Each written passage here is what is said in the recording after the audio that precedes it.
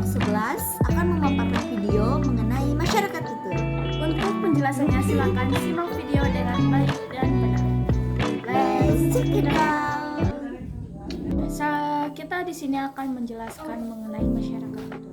Sebelum itu, kita harus mengetahui dulu bahwa Indonesia merupakan negara kepulauan yang terdiri dari beberapa suku, sehingga Indonesia memiliki bahasa yang bervariasi.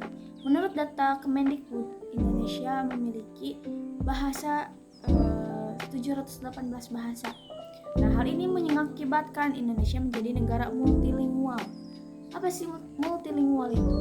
Multilingual merupakan istilah yang digunakan untuk orang yang dapat menggunakan bahasa dua atau lebih. Multilingualisme di Indonesia mudah terjadi sebab Indonesia merupakan negara kepulauan dengan anggota suku yang beragam. Banyaknya bahasa yang dimiliki oleh penduduk di Indonesia sedikitnya menimbulkan kesulitan jika tidak ada bahasa penghubung yang menengahi. Oleh karena itu, Indonesia menjadikan bahasa Indonesia menjadi bahasa nasional, bahasa resmi sejak tahun 1945 melalui Undang-Undang Dasar 1945 Pasal 36. Dalam berbagai kelompok masyarakat dunia, masyarakat tutur menjadi suatu aspek yang mendalam dan menarik untuk dijelajahi. Kenapa? Karena masyarakat tutur menciptakan landasan bagi interaksi komunikatif yang kaya yang meleburkan unsur linguistik dan dinamika budaya. Sebagai bentuk komunitas yang berbasis pada bahasa, masyarakat tutur membawa kita ke dalam pemahaman mendalam tentang bagaimana kata-kata dan ekspresi digunakan sebagai pilar identitas kultural dan norma sosial. Sehubungan dengan kenyataan bahwa tidak ada masyarakat bahasa yang homogen dan variasi-variasi bahasa biasanya digunakan oleh kelompok-kelompok masyarakat yang berbeda, maka konsep masyarakat tutur dalam sosiolinguistik itu sangat penting. Nah, oke, kita lanjut ke definisi masyarakat tutur menurut para ahli. Yang pertama, menurut Chair dan Agustina, masyarakat tutur sebagai suatu kelompok orang atau masyarakat yang memiliki verbal repertoire yang relatif sama serta mereka mempunyai penilaian yang sama terhadap norma-norma pemakaian bahasa yang digunakan di dalam masyarakat. Nah, apa sih verbal repertoire itu? Verbal repertoire merupakan atau merujuk pada kumpulan bahasa atau ekspresi lisan yang dimiliki atau dapat digunakan oleh individu atau kelompok dalam berkomunikasi. Nah, ini mencakup berbagai kata, frasa, kosakata, idiom, dialek dan gaya bahasa yang mencerminkan kekayaan linguistik seseorang atau kelompok. Repertoire verbal bersifat dinamis, artinya bisa berubah sewaktu-waktu dan dapat berkembang seiring berjalannya waktu melalui interaksi dan pengalaman komunikasi yang beragam. Pemahaman tentang verbal repertoire membantu kita melihat bagaimana bahasa digunakan secara fleksibel dalam berbagai konteks komunikasi. Nah, menurut yang kedua, menurut Fishman, masyarakat tutur ialah suatu masyarakat yang anggota-anggotanya setidak-tidaknya mengenal satu variasi bahasa dan norma-norma yang sesuai dengan penggunaannya. Yang ketiga, menurut Halliday, menamai masyarakat tutur dengan sebutan masyarakat bahasa, dan ia mengemukakan bahwa masyarakat bahasa adalah sekelompok orang yang merasa atau menganggap diri mereka memakai bahasa yang sama. Nah, dari ketiga para ahli ini dapat disimpulkan bahwa masyarakat tutur ialah istilah yang merujuk pada kelompok atau komunitas sosial yang menggunakan bahasa sebagai alat komunikasi bersama.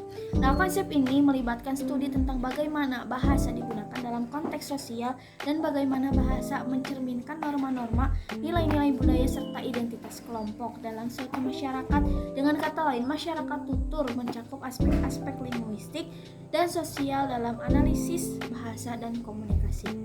Nah, bahasa yang digunakan dalam masyarakat itu biasanya menggunakan bahasa yang sama dan dapat dibedakan dengan kelompok masyarakat yang lain karena mereka memiliki bahasa yang hanya kelompok tersebut yang dapat memahami.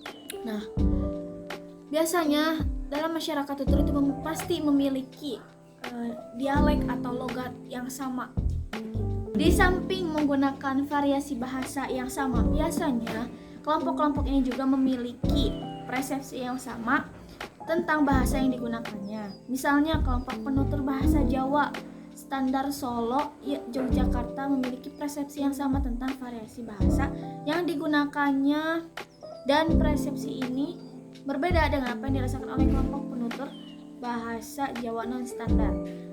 Misalnya di Condong, bahasa yang digunakan di Condong, bahasa Arab Condong dan bahasa Arab Guntur itu pasti berbeda, mulai dari dialeknya, logatnya, pasti berbeda. Misalnya di Condong mah bahasa Arabnya tuh kayak ada logat-logat Sundanya. Kalau misalnya bahasa Arab Gontor tuh ada logat-logat Jawanya, seperti itu. Kan mereka pasti memiliki persepsi bahasa yang sama karena bahasa yang digunakan di Arab Condong itu pasti sama, mufradatnya, uslub-uslubnya, dialeknya dan lain sebagainya. Seperti itu.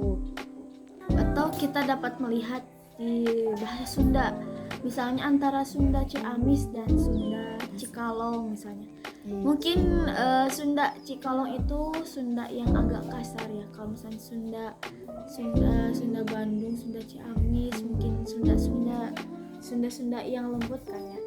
Nah, masyarakat tutur di Sunda Cikalong itu pasti mereka saling memahami bahasa yang digunakan satu sama lain dan dapat mengerti juga memahami apa yang dikatakan satu sama lain karena mereka menggunakan variasi bahasa yang sama dan juga dialek atau logat lahjah yang sama satu sama lain, sehingga mereka akan mudah untuk memahami satu sama lain. Nah, kelompok masyarakat tutur boleh jadi merupakan kelompok yang sangat kecil atau juga bisa disebut kelompok yang luas, yang sangat luas.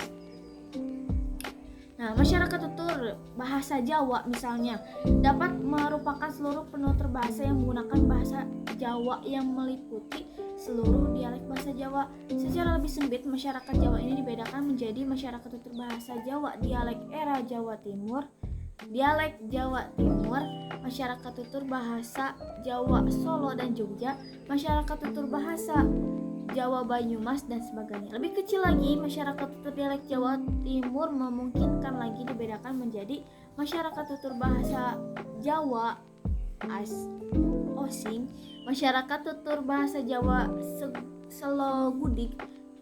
Sehubungan dengan ciri-ciri perbedaan bahasanya lebih jauh, jika masih dimungkinkan pembagian yang lebih kecil lagi masih dapat dilakukan. Nah, dasar pengelompokan sebuah masyarakat tutur tidak selalu berupa wilayah, tetapi dapat pula berbagai kriteria yang lain seperti umur, profesi, jenis, kelamin, etnis, afiliasi politik dan sebagainya. Misalnya di sini umur antara orang-orang tua atau orang-orang yang sudah berumur dan orang-orang anak remaja, anak muda, bahasanya pasti berbeda. Sekumpulan anak remaja pasti mereka menggunakan bahasa yang gaul. Kalau misalnya orang-orang tua, orang-orang yang sudah berumur biasanya menggunakan bahasa baku. Anak-anak remaja tersebut pasti menggunakan variasi bahasa yang sama seperti bahasa gaul dan mungkin dialek dan lahjahnya menggunakan bahasa gaul kayak zaman sekarang seperti itu. Beda dengan bahasa orang-orang yang berumur pasti menggunakan bahasa yang lemah lembut, terus bahasanya baku, sopan santun. Nah, mereka sesama lansia pasti akan saling memahami dan mudah memahami satu sama lain apa yang diucapkan. Begitu juga dengan anak remaja, pasti mereka dapat memahami satu sama lain karena variasi bahasa yang digunakan sama serta persepsi bahasa yang digunakan sama, juga dialek lahjahnya juga sama seperti itu. Adapun dari profesi, kita bisa melihat dari orang-orang yang menengah ke atas atau menengah ke bawah pasti bahasanya berbeda gitu. Orang-orang pejabat atau menengah ke atas pasti menggunakan bahasa yang lebih tinggi, beda dengan bahasa yang digunakan oleh orang-orang yang menengah ke bawah. Nah, seperti yang dijelaskan tadi, dasar pengelompokan bahas masyarakat tutur itu tidak harus sesuai wilayah. Nah, di sini berdasarkan umur dimungkinkan dikelompokkan masyarakat tutur itu menjadi masyarakat tutur anak-anak dan masyarakat tutur para remaja dan orang tua. Misalnya penggunaan bahasa anak usia di bawah 5 tahun memiliki perbedaan yang signifikan dengan anak remaja dengan bahasa yang digunakan anak remaja atau orang dewasa. Nah, bahasa slang atau bahasa gaul masyarakat tuturnya adalah remaja seperti yang tadi dijelaskan di atas, masyarakat dewasa dan kelompok tertentu. Nah, bahasa ragam ilmiah atau ragam keilmuan masyarakat tuturnya adalah kaum intelektual yang berbeda secara signifikan dengan bahasa konteksturbus seperti tadi yang profesi. Antara bahasa yang digunakan atau masyarakat tutur antara yang profesinya menengah ke atas dengan profesi menengah ke bawah itu pasti berbeda. Seperti ini antara kaum intelektual dengan konteksturbus pasti mereka memiliki perbedaan yang signifikan seperti itu. Nah, bahasa kaum laki-laki berbeda dengan bahasa wanita. Nah, berbeda juga dengan kaum waria atas perbedaan gender. Bahasa Indonesia orang Jawa memiliki perbedaan dengan bahasa Indonesia etnis Cina, Madura, Papua dan sebagainya. Seseorang dapat menjadi anggota masyarakat tutur yang berbeda-beda sehubungan dengan bermacam-macam peran kemasyarakatan yang mungkin dimiliki seseorang. Misalnya di rumah, mungkin ia menjadi kepala keluarga. Di masyarakat mungkin menjadi anggota kelompok tani. Di tempat lain ia mungkin menjadi anggota kelompok penamu gamelan atau seni karawitan. Dengan peran yang berbeda-beda dimungkinkan masing-masing peran yang dimilikinya itu menggunakan laras bahasa yang berbeda-beda pula tergantung situasi pemakaiannya. Misalnya kita di sini sebagai mahasiswa pasti menggunakan variasi bahasa yang digunakan mahasiswa. Masyarakat tuturnya pun pasti sesama mahasiswa lagi sebagai kaum intelektual atau para pelajar seperti itu. Nah, di rumah mungkin kita sebagai kakak atau sebagai adik pasti memperankan sebagai mahasiswa. Kalau kita di rumah memperankan sebagai anggota keluarga pasti berbeda bahasanya dengan mahasiswa tadi. Tergantung situasinya dan pemakaiannya. Oke, yang selanjutnya akan dijelaskan oleh rekan saya Nadia Aja. Baik, di sini saya akan menjelaskan tentang bahasa dan tingkatan sosial. Nah, menurut Cher dan Agustina bahwa adanya tingkatan sosial di dalam masyarakat dapat dilihat dari dua segi, yaitu yang pertama segi kebangsawan. Nah, yang kedua segi kedudukan sosial yang ditandai dengan tingkatan pendidikan dan keadaan perekonomian. Nah, dari segi kebangsawan dulu dapat dilihat melalui contoh masyarakat tutur bahasa Jawa. Nah, adapun menurut Kunjaningrat, membagi masyarakat Jawa atas 4 tingkatan, yaitu yang pertama wong cilik, wong saudagar, priai dan ndoro. Nah, berdasarkan tingkatan itu yang telah saya sebutkan, masyarakat Jawa mempunyai berbagai variasi dalam berbahasa tergantung kelas sosialnya. Nah, pasti mereka menggunakan bahasa Jawa yang berbeda-beda meskipun mereka masih menggunakan bahasa Jawa. Setiap daerah itu pasti akan berbeda-beda ya. Setelah itu variasi bahasa ini lebih dikenal dengan undak usuk yang terbagi atas krama untuk tingkat tinggi atau morman dan woko untuk tingkat rendah. Nah, dalam suatu masyarakat bahasa ada penutur yang benar-benar menguasai bahasanya atau fully fledged speaker. Nah, ada juga penutur yang hanya menguasai laras atau ragam tertentu. Nah, ada pula kelompok atau orang-orang yang baru saja mempelajari bahasa itu. Nah, semua kelompok ini penting diperhatikan dalam upaya mencari informan penelitian karena masing-masing akan memproduksi ujaran yang berbeda. Nah, semuanya dapat digunakan sebagai informan bergantung pada masalah penelitiannya. Nah, apakah seseorang ingin meneliti bahasa tertentu dari penutur aslinya, atau ingin mencari kesalahan-kesalahan atau masalah-masalah yang dihadapi oleh orang yang baru atau beberapa lama belajar bahasa. Selanjutnya saya akan menjelaskan tentang ciri-ciri masyarakat tutur. Nah, perlu kita ketahui ya, ciri-ciri masyarakat tutur itu melibatkan penggunaan bahasa secara langsung dalam berbagai konteks. Nah, seperti percakapan sehari-hari, ritual, atau kegiatan sosial. Sering kita alami ya kawan-kawan.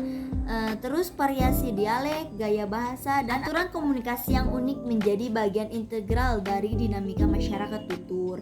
Nah, bahasa juga tidak hanya berfungsi sebagai alat komunikasi, tetapi juga sebagai sarana untuk membentuk dan mempertahankan hubungan sosial, serta sebagai ekspresi dari warisan budaya. Nah, kesimpulannya adalah masyarakat tutur adalah kelompok sosial atau komunitas yang menggunakan bahasa sebagai sarana komunikasi bersama. Nah, ini mencakup studi tentang bagaimana bahasa digunakan dalam interaksi sehari-hari di dalam kelompok tersebut. Nah, setiap masyarakat tutur dapat memiliki variasi linguistik seperti dialek atau gaya bahasa khas yang membedakannya dari kelompok lain. Variasi ini mencerminkan kekayaan bahasa dan identitas kelompok. Nah, masyarakat tutur tidak hanya melibatkan aspek linguistik, tetapi juga mencakup norma-norma sosial, nilai-nilai budaya, dan identitas kelompok yang tercermin dalam bahasa yang digunakan. Masyarakat tutur bersifat dinamis. Repertoar verbal yang telah dijelaskan oleh saudari Aspani tadi dan cara berbicara dapat berkembang seiring waktu melalui interaksi dan pengalaman komunitas yang beragam. Nah, penggunaan bahasa dalam masyarakat tutur sangat tergantung pada konteks komunikasi. Nah, bahasa dapat berbeda tergantung pada situasi formal atau informal, dan hal ini mencerminkan fleksibel komunikatif anggota masyarakat tutur. Sekian yang dapat kami sampaikan. Mohon maaf apabila ada kesalahan. Kami akhiri penjelasan kami. Assalamualaikum warahmatullahi wabarakatuh.